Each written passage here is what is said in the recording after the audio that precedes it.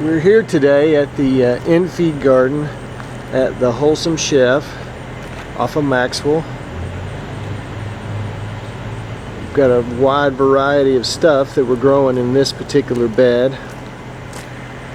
Got some really exotic stuff. We have some fish peppers, which you can see some of them are stunted. They just got zapped by the early heat and just never recovered. And then we've got the same plant here with the really beautiful cream, white, and green foliage. Makes a great ornamental that's really doing much better. Let's see. When I didn't think that any of the peppers were gonna make it, I planted a squash here and it's starting to take off. We've got some valiant Swiss chard that's made it throughout the whole spring and through the summer so far, despite the heat. It's looking really good. One of my favorite things is the asparagus bean or yard-long bean. It's got a really lovely, beautiful flower, and each flower produces two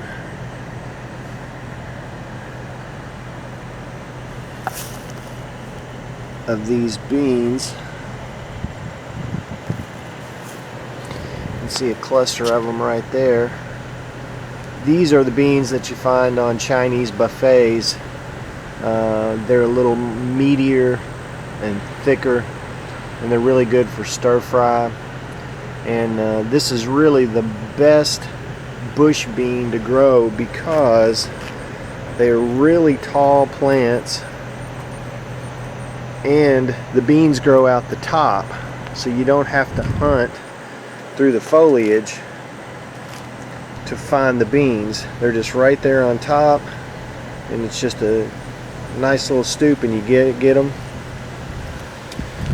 And we have 3 black crim tomato plants, and as you can see, we had one that looks like a critter got a hold of. Seems to be the way it works, but everything's doing good. You can see the flowers. And we got one hiding back here. A nice black crim. That should be ripe in probably a couple of days if the critters don't get it. And then we have green glazed collards, which is a really nice selection for a collard green. They're a little brighter in color, but the best part about them is they have this waxy coating on the outside of the leaf, which deters a lot of insect pests, especially cabbage loopers. You know, if this was a typical collard in one of my gardens, you know, it would usually be full of holes by now, or at least showing signs of being chewed up. And you know, really, they're looking really nice. So if you want to grow collards, really green glaze is the way to go around here. You know, not that pests can't get a hold of them, but you know, if you've ever grown collards or greens before, kale or cabbages or anything like that, you know that the bugs generally just attack them right away. So the green glaze is a really nice choice. You know, they've done really well considering the heat. And that is about it for the bed behind the Wholesome Chef. We have about 6 gardens this year, all with different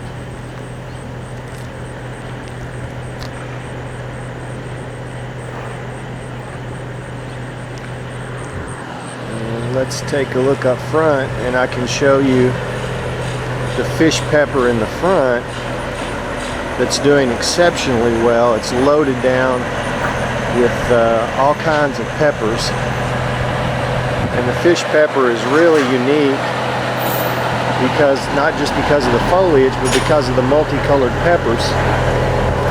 I'll give the Wholesome Chef a shout out here.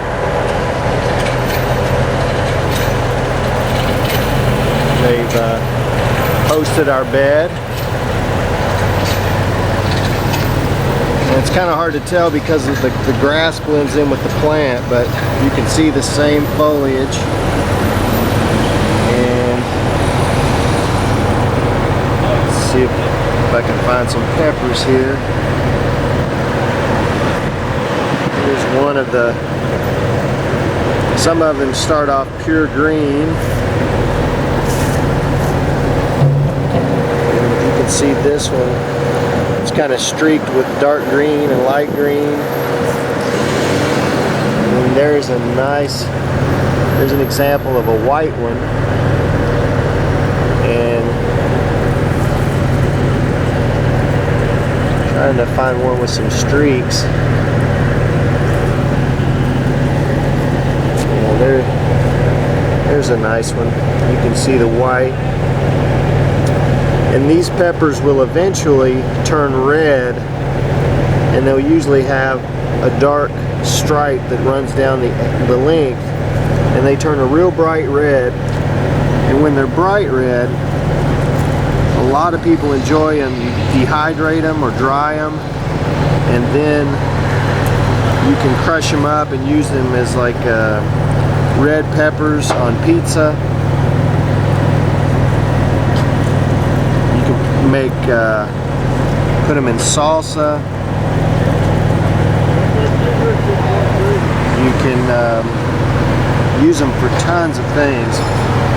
And the interesting thing about the white ones is that you can dry these, crush them into powder, and this whole plant is actually an African American heirloom that was used for fish recipes, and they would use the white peppers, grind them up after they're dried, and use that to season white fish sauces, so that way you didn't discolor the sauce, because at the time there wasn't, you know, anything as far as seasonings went to give heat that wouldn't discolor the white sauce. So the fish pepper was really something snazzy at the time. Well, that's about all I got for you today. Hope that's was a little informative, and we'll try and touch base with some of the other in-feed gardens soon.